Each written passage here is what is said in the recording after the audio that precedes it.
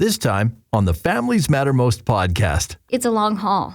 It takes a lot longer to build that trust, a lot longer for all the things, but the joy of seeing that come to fruition, see your hard work or see the things that they've been learning and then also see their attachment, being able to connect with them and then have that really close relationship with them has been probably one of my greatest joys. Every time Jen Dean speaks, I can see hope, knowledge, expertise, wisdom, and love. When Jen Dean speaks about parenting, we make sure that we are there to listen because we know we will get valuable advice. Families Matter Most with Jen Dean. She doesn't just give skills for us to be better parents, but she teaches us how to reach our children's hearts. And at the end of the day, that's what truly matters. I am so privileged and grateful to have a very special guest on our podcast today, Tammy Winters. Thank you so much for coming. Thanks for having me. Now, Tammy is a foster parent. She has adopted. She has been in all of these spheres. And I've had over the years, I've had lots of listeners that have reached out and asked for a specialized podcast for people that foster, people that adopt, and people that are considering. And so this is outside of my wheelhouse, but I wanted Tammy to come on, and I'm just so grateful. Tammy, thank you for being here. Please tell us a little bit about you, your life, your family. Well, for one thing, Jen, I wish you were counseling me all through my early foster years. I think things would have went a lot smoother. I am a mom of 11 kids. We have 3 that came through birth and 8 that came through adoption. I homeschool and just live a really crazy life. But it's a crazy good life. Oh, yeah, a really good life. Our kids have grown up together, so I've known Tammy for a number of years. It's a lot of wild and crazy fun at her place. They live out of town, and my kids would come home with all kinds of stories and things, cars they took apart. And cars they jumped through the field and did nuts, crazy things. 4x4ing. Blowing stuff up, was that, ever a thing? Yeah, likely, yep. I don't think I know all the stories yet, but, Good times. I'm curious, Tammy, did you always plan to foster and adopt? How did this come about, or which came first? Both my husband and I have adopted siblings. My sister and I have been... I didn't have a sister. I had 2 brothers, and so I wanted a sister so bad and begged my parents for a sister, and they were done having kids, so they adopted my sister for me. We've been, truly, and we've been just seriously close, soulmates almost in a non-way. And then my husband's sister was also adopted, and so we've both been pretty, even when we were dating, talked about that one day we'd like to adopt. So that's kind of was in the back of our minds. And then we have 2 boys and 1 girl, and my daughter wanted a sister. We were also done. We had a little bit of trouble with one of our pregnancies. And we were looking to adopt a little girl, and that sort of headed us down that road. And so you decided the goal was adoption. Yep. But to start that process, is that recommended that you start with fostering? It's very difficult to be able to adopt locally in Saskatchewan. And it's very difficult to adopt, say, babies and things like that. It takes a lot of time. We were just open to whatever came our way. So we were pursuing adopting a little girl. And in the process, the foster home that had the little girl sent us an email and said, hey, we have this boy, wondering if you would consider him. And I at first was like, no, I know he's older. I'm not even going to mention it to my husband. And then somehow it slipped out in conversation. He's like, well, we should at least invite him out. We should get to know him. So we did. And that's, so we had him out. Super nice kid, just clearly I have a hard time saying no to kids. 11 children. Yeah, okay. But so we prayed about it and decided, that was the road we'd head down. So we ended up having him come to our house sort of for the purpose of adoption. But he was older. He was 9, which is pretty rare in Saskatchewan. Most people are looking for younger kids. He came to live with us. And in the process of getting to know him, there's so many kids. And we had this big house. We're like, we should do something with it. So then we decided to head down the fostering road. Now, when you said it's pretty rare, I just need to clarify. You mean it's pretty rare for 9-year-old kids to be adopted or fostered, or you mean it's pretty adopted. Rare? Okay, so it's not rare that there are 9-year-old children. Oh, there's oodles. So many. There is a huge need everywhere. Massive need. I've heard stories of social workers living in hotel rooms with kids This is because true. there isn't enough foster homes. There's not enough families that are willing or able to adopt. And on that note, like when we first started fostering, the thought for me as a parent of kids so often, because there's so little foster care or in foster homes, they have to split siblings up. And to me, I think, how horrible for my kids to get removed from me, but to amplify it that much more to get split up from your siblings. That just was, which is why I ended up adopting a sibling group of 7 for that purpose. Well, no, because I love them, but But initially, you were just thinking, I don't want to split up a family. yeah. I will take as many kids as Absolutely. I need to. Yeah. 7 children, 7 siblings. Okay. And they're lovely, by the They're way. amazing. They are fantastic Yeah, they really are. kids. So I'm grateful that I get to know them. Yeah. Okay, huge need. You've decided you're going to do it. Your husband was on board. He was. He's a good sport. And I often joke that if he ever knew what our life would have entailed when we met, he would have run like the wind. But, you do what you do. And yeah, we both love our life and our children. And what are some of the challenges you were expecting? I mean, I'm assuming you think, oh, yeah, it's going to be hard. It's going to be hard. What are some of the challenges you were expecting? And then what are some of the challenges that came along that maybe you weren't expecting? Any parent going into parenting, you think it's going to be, you've got it all down. And then it's just a big shocker. Like, I feel like the first 4 years was just shock for me of parenting. Right? You think it's going to be like the diaper commercials? It's going to be just lovely and It'll be sweet. great. You're not going to dislike this little human being, Oh, no. Then you're crying every day and wondering, what have I done? Exactly. So I would equate it to a lot like that, except for the trouble is you're bringing hurting people into your home. And hurting people hurt people. It's just how that goes until they learn to trust you, until you develop a bond. And there's so many kids in care, that have attachment issues. So reactive attachment disorder, or just even attachment issues. Like my biological son was born 3 months early, and so he was in the hospital for 3 months. And so not in utero, not connecting, all those things. And I was there as much as I could, but consequently he did have attachment issues. Right. And so it's not just adopted kids, but I would say all foster and adoptive kids have some attachment issues, and that brings along a world of pain and hurt for them. So I don't think, you kind of think you can just love everything to make everything better. You have enough love and it makes it better, but it's just not really the case. Right. So maybe it's a little bit eye-opening when you think, you know what, this is just going to fix everything and I'm just going to make everything better and I'm just going to love them and it's going to be great. Yeah, absolutely. And there's some truth to that we are going to love them. Yeah. But it's going to be a lot harder than we think. And it takes time, right? Like just with anybody. I had one social worker, she'd call every year for a yearly update, like how is so-and-so doing or how's this child doing? And at the beginning, it was like, we're really struggling. We're having a hard time. And every year it just got better and better. And she'd say, what has changed? A lot of it was just consistency and learning to trust over the years. Yeah. And there's some really, really hard times, but there's really beautiful times. I wouldn't trade it for the world. I wouldn't go back.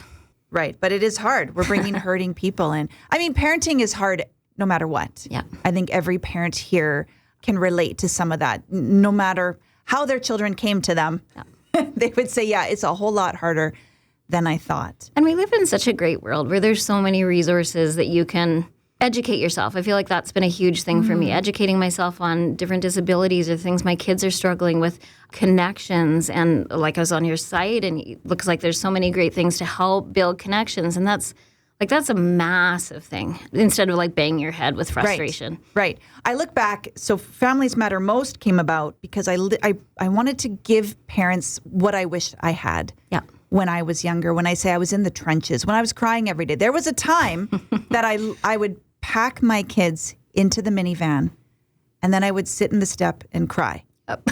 And that was just my daily routine because just regular life was so hard. Just the day-to-day trying to get the morning done and everyone dressed and fed and watered and safe was just difficult. Yeah. It was so hard. And I remember just feeling like, man, and it crossed my mind more than once that I have no idea what I'm doing and a stranger off the street would do a better job than I can right now. I was just recently listening to, you had a podcast on anger, just talking about, like, sometimes we take things so personally.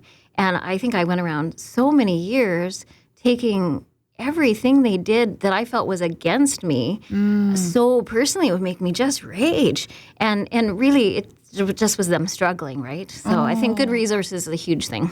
If you could go back and give yourself advice for those hardest years, what would you say? One thing I think was huge was a big switchover for me in like a really kind of a darker time of frustration, was that this situation or this child isn't in control of my happiness. That my whole day doesn't need to be dictated by this situation. And so instead of reacting, which I so often would, we'd butt heads. And it just wasn't good, not only for my relationship with the child, but everyone else in the home. Right. To realize that I didn't have to engage and we could deal with things differently. So that was really big. I guess just really understanding the attachment piece, understanding that my kids really had a lot of hurt, even the little ones.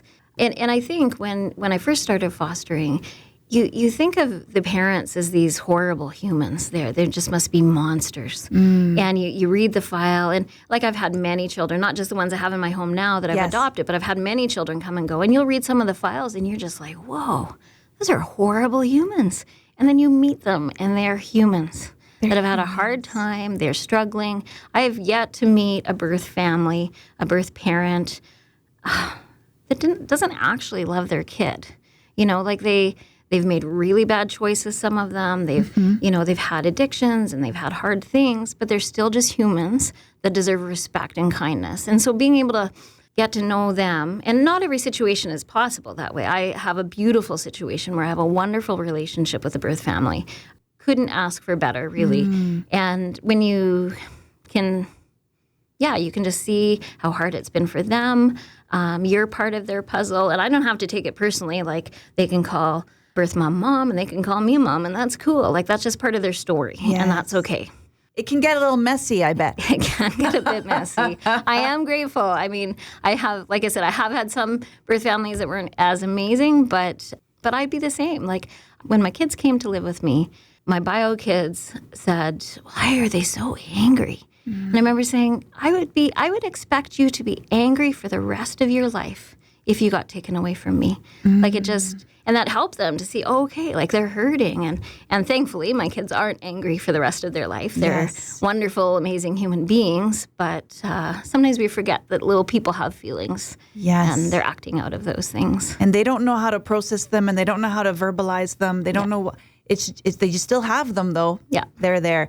I think if I look back, and this is what I'm hearing you say, Tammy, if I look back, I think some of it is learning, like educating, getting tools, the practical tools to help in the moment, and the parenting piece and the attachment piece that you're speaking of, learning about that, which is a great subject. You know what? I'm going to post some links to some podcasts I like that talk about attachment and how great it is. Also, Gordon Nuefeld. He's amazing. Oh, Hold On to Your Kids is a wonderful book that really encouraged and helped me, all about attachment.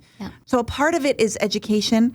But I think a big piece for me was my own mental health, taking care of myself and not taking things personally and dealing with my own emotions. And that's kind of what I'm hearing you speak of, Tammy. I think, is it the same? If you could go back, some of it is the education, but then a big piece of that is just learning how to manage our own emotions in the midst of it. Understanding that you need breaks, that it's okay to have, like, I ended up always, like, loading my schedule with so much stuff. Not only did I foster and I homeschool, but I farmed and I did this and I did that. And really I just felt that I never did anything well. And so learning that resting was okay, that was actually doing something, being intentional about getting away. I think a really big one, too, was I've been so blessed to have good friends in my life that either are on the same road or have supported me on that road, but particularly the people who have been on the same road. Just because you're experiencing something as a foster parent or an adoptive parent that none of your friends get. Like, they understand parenting, they understand all those things, but like, even when you have kids coming in, sometimes the kid will treat you as a mom badly just because of the experiences that they've come. It feels safe for them to treat you badly.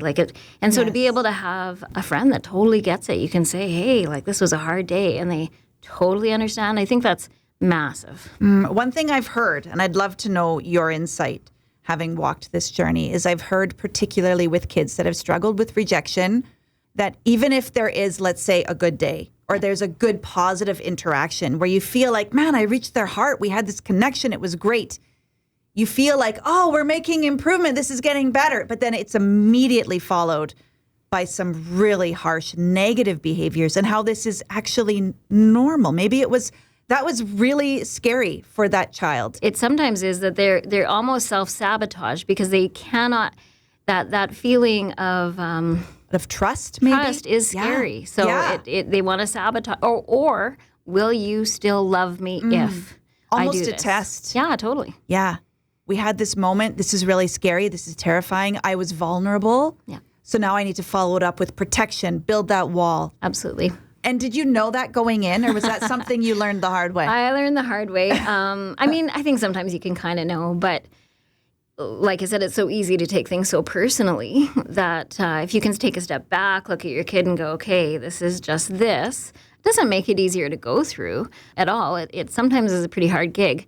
But I think all parenting is a hard gig. Like I used to joke, sometimes people will foster and they'll be like, oh, well, I should, this isn't going well. I'm going to send them back. I'm like, I would have sent my own kid, like my own biological kids back sometimes if I'd had the opportunity. Right? Like parenting is just hard, period. Yeah. Yeah. That's not an option. Yeah. One of my kids, I remember we were going through a particularly rough season. And I would think we would, take this step forward and, oh, I feel really good, like pat myself on the back. I'm such a good mother. We had this heart-to-heart connection. And then I remember this one time we had this great talk. And then it was followed up immediately with I thought about it. This parenting stuff you teach, it doesn't even work. That's awesome. And now I can laugh about it. But Yeah. I'll tell you, I went into the bathroom and I cried. Yeah. So even though part of me is like, okay, he was just mad. He was upset because he was vulnerable. Yeah. And now he's right back to putting up walls. So that's biological children. This is parenting. Yeah. This is parenting. But I don't want to minimize the struggle that you have as a foster and an adoptive mom. I'm just curious. Like there's hardships. There's heartache. Yeah. What are the joys? There is a reason you're doing this. Now, I know faith is important to you and your family. Yeah. Yeah, for sure. But there is a reason. You're called to this. But there's also some joys. Yeah. Describe those for us. There's so many. This is going to sound like a joy, but not a joy. Okay. I used to think I was a really nice person. Even before getting married, sometimes that's someone's big stressor, that piece, and then having bio kids, that's that big stressor. And all through that, I actually thought I was still a pretty nice person until I started fostering, and it just was such a mirror to the faults in my own life. Oh, ouch. To what I needed to work on and change. So that was like a real positive, a negative positive. It doesn't sound positive, but But it not was fun good. to go through. Totally. But that process of seeing yourself and all of the ugliness that we have kind of rise to the surface. Oh, yeah. that does not sound like a joy. It doesn't, but long haul, it's been a really good thing. I'm so grateful for it. I don't know. It's just, I would say it's so much it's just like parenting in general. Like my kids they are amazing kids. And I think the joy too of seeing with some of my older kids, well, even my younger ones, but just seeing them grow and change and develop into these amazing human beings. Yes. That I like immediate gratification. Like if I'm going to do something, I'm going to bake something, I want to eat it right now and that kind of thing. But I think parenting and even more so in fostering and adopting, it's a long haul.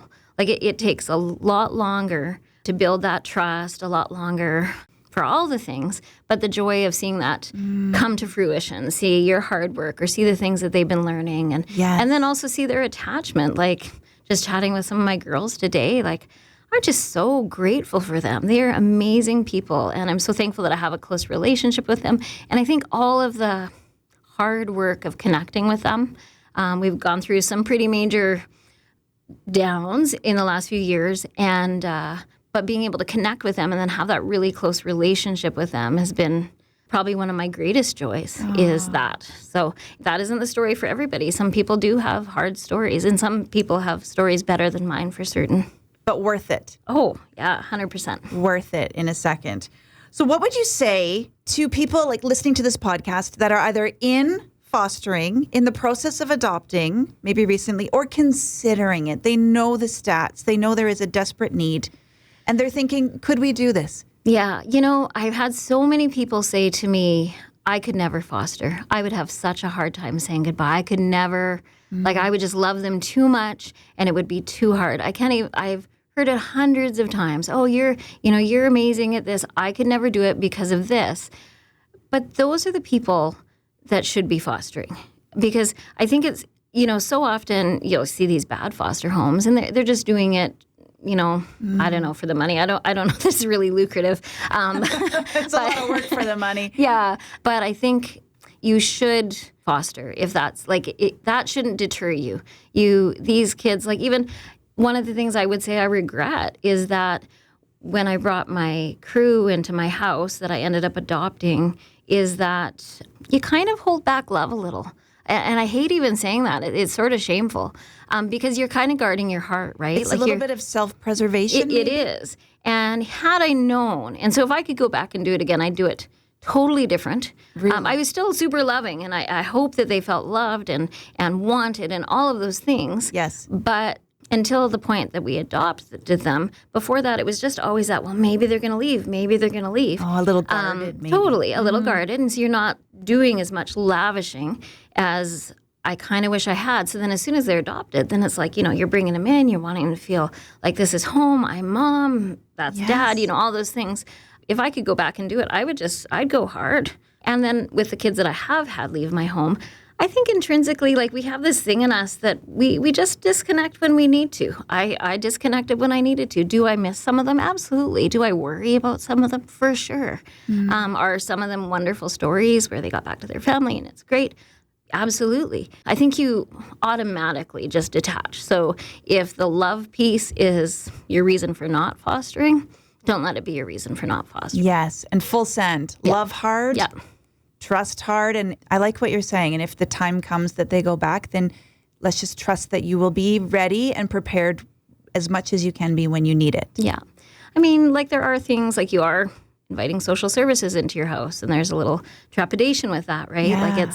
So there's those pieces and stuff. But I think connecting with people who foster, who have been down that road or that kind, find somebody that you can talk to that can be a support throughout all the things, I think is pretty amazing. So you should head down that road for sure. Is there a good fostering community in Saskatchewan where you can reach out and find other people that are on the same path as you? Yeah, I believe there are some. Within Regina, I've been part of different groups and stuff like that. Because it depends. A lot of there's people who foster within churches, so that might be an opportunity to connect. So they do exist. Absolutely. Right? If you are considering it, you can find a group in your area, whether you're in Saskatchewan, whether you're in Canada. Yeah. You can find a group, you can be connected, and that would be a really that I think Tammy would encourage you to do that. Yeah, absolutely, 100%. Now I have one last question. This is just fascination for my friend who has 11 children. Because I know listeners will be like, wait a minute, wait, 11 children. How does your house run? Just give me a glimpse into the day of the life of Tammy. Are you up before the crack of dawn? Are you doing the majority of the cooking and cleaning?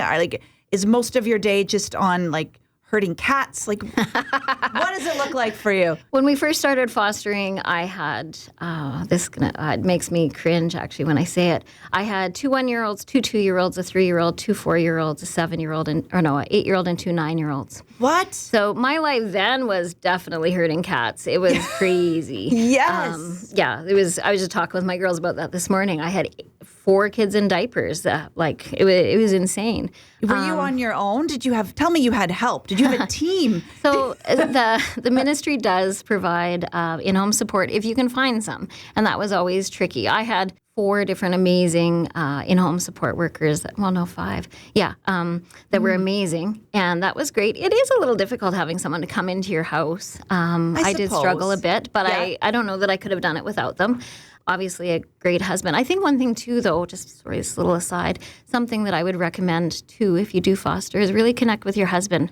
I made some mistakes along the way trying to spare him stress And so I would just take everything on myself. And that was not healthy. I think having a good connection with your husband, keeping your marriage communication well, supporting each other, believing each other. Because, I've heard of some families where, the wife will say, well, the kid did this, this, and this. And, oh, no, that never would have happened. And you need that person supporting and believing you in the middle of hard. So, yeah, at that point, I had to run a really tight ship. Like, I think probably if you talk to some of my older kids, they would say that I was a little bit strict. Oh, drill sergeant. Absolutely. Hey, I've been called that too. I had parents like threatening, I'm going to send you out to Tammy's farm and smarten you up, So I wish I wouldn't have had to be so much that way. Now my life is pretty chill. I'm a morning person, so I get up usually around 6 or so, but mainly I like to have time before everyone wakes up. That's mainly it, so that I'm not grumpy and some peace whatever. And quiet. Absolutely. Yes. And then, everybody's up by 8. We do some chores and then school, and then there's some free time and different activities the kids are involved in and things. But it's pretty sweet life right now. At the moment, I've got a lot of older kids, so it makes it a lot easier. Yes. Would you agree or disagree? I've heard it said before, and I think you would be the perfect person to just, end the debate. Ready? I've heard lots of parents say that raising kids when they're younger, toddler, preschool, babies, it's much harder physically. But as the kids are older, teenagers, young adults, it's much harder mentally, emotionally. Yeah, no, I would 100% agree with that. I think it's very, quote unquote, easy to make your younger child do what you want them to do. Right. You can control their behaviors and, all the things. Well, you can try. Yes. Yeah. In theory. It feels a doable goal, let's say it that way. Yes. I think teens and then into adults, you're dealing with hearts. I can't change my children's hearts. Yes. I can, try to connect with them. I can do all the things. But if they are bent a certain way or they want to do a certain thing, I can't change it, which really frustrated the drill sergeant in me. Right? Just do what I say, man. Just listen to me and everything will work out fine. But then having adult kids, so I have 4 adult kids, and I've enjoyed it so much. I mean, it's hard in a sense because maybe they're not doing all the same things you wish they were doing or that kind of thing. Mm-hmm. But I think like looking back on my own life, if I look back on that time in my life, no one would have dreamed I would be the person I am today. Their story isn't finished. They still... Yes. Because I'm a faith-minded person, like God is just not done with them yet. Yeah. And I'm so thankful that I can hold on to that because, Yes. Something that's helped me when my kids were younger, I think, even though I would see some character flaws, some weaknesses in them and in me, but in my kids, I would feel like I still had lots of time to work on some of these things and to help them with some of these struggles that they had. And then as they get older and now they're young adults, it's been fascinating for me to have to deal with maybe some of my own guilt. Like, I never helped them enough in this area. They didn't cherish that enough. Right. Or I see they're still struggling in this and I didn't help them. I didn't fix it in them, which is probably a whole other issue for me. But it's fascinating for me to sit back and realize, wait a minute, there's still things that I'm working on. Absolutely. Like I'm 47. There's some things that I feel like I still have, struggles with in my life. So can I allow my young adults, can I allow my older kids, my teens, to still have something they're struggling with? Yeah. And to love them anyway, and to care about them and to help them through it, and to realize they might be struggling with whatever that thing is for years, and that's not my fault. Yeah. And it's not even necessarily their fault. We all have our things. When I had teenagers at home that we were butting heads with and, things like that, I like it when they've moved on and they can call me and go, hey, Mom, what do you think about this? Oh, isn't and that I can beautiful? go, okay, yeah, do this and this. It's, it's my advice. Do with it what you want. Like, go hard, man, whatever you like. Yeah. But it's less frustrating for me because I can sit back and go, you know what, you're an adult. You do you. You'll learn. Yeah. You can take my advice or not. Or not. Recognizing that I wouldn't have taken, I never asked anyone for advice, never mind take it or not. Oh, I have one son that regularly calls me for advice. I'm so proud of him. No, I never did that. Never. Yeah, me neither. Never. I knew everything about everything. Which is, and it just has gone downhill. I didn't know almost nothing about anything anymore. What is happening here? Oh, Tammy, I am so grateful that you made some time in your busy, busy life. It's just a real privilege to come here. Thank you. I know this will be an encouragement. If you're listening to this and you've ever considered fostering and that's something that's on your heart, please, I want you to dig a little deeper, ask some questions, reach out, find a group of people to connect with that are on that path and somewhere to go to ask those questions because there is a real need. And I think Tammy is right when she says, it's the people that are a little nervous to love hard that absolutely need to foster. We need you to step out. So thank you for being so honest about the heartache, but also the beauty in fostering and adopting. You're welcome. Thanks for having me. Thanks for listening to the Families Matter Most podcast with Jen Dean, part of the Saskatchewan Podcast Network. If you are interested in contacting Jen for one-on-one parent coaching, for speaking engagements, or just to get a little more information, please visit our website, familiesmattermost.com.